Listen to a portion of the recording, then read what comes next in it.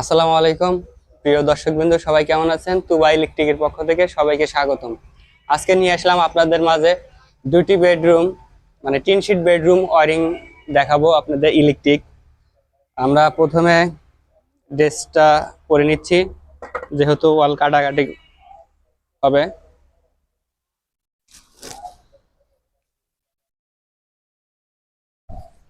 তার আগে আর একটু দেখাই। আমার এখানে একটা ফ্রিজের লাইন হবে, এটা কাটছি, আগে কাটছি। আর উপর দিয়ে সবগুলা বডি কেটে মানে বডি কেটে সব পাইপ দেওয়া লাগবে আপনার সুইচ বোর্ড পর্যন্ত, এবং মেন পাওয়ার যাবে। কারণ উপর দিক নিলে পারে উপর দিকও দেওয়া যায়, আবার বডি কেটেও দেওয়া যায়।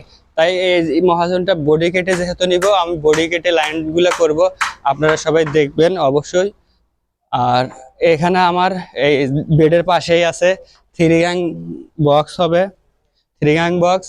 এই পাশে একটা পাওয়ার বাল্ব হবে, আর ওই পাশে একটা ডিম লাইট হবে। ওই হলে যদি দেখাই, এই হলে একটা ডিম লাইট হবে আর একটা পাওয়ার বাল্ব হবে। আচ্ছা, এখন যদি অপোজিটের রুমে দেখাই, এদিকে আসো। ও আরো এখানে বাদ আছে, মানে এই ওয়ালটাই এখানে এখানে মিটার লাইন মানে এমসি বক্স থাকবে, মানে ও অপোজিটের লোক মিটার লাইন হবে।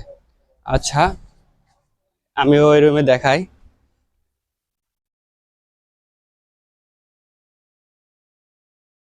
এটা খুব একটা বড় কাজ না, মানে ছোট, একদম ছোট। তারপরেও কাজ ছোট বড় বলতে নাই, কাজ কাজে কাজে কখনো ছোট বা বড় বলে অবহেলা করা যাবে না।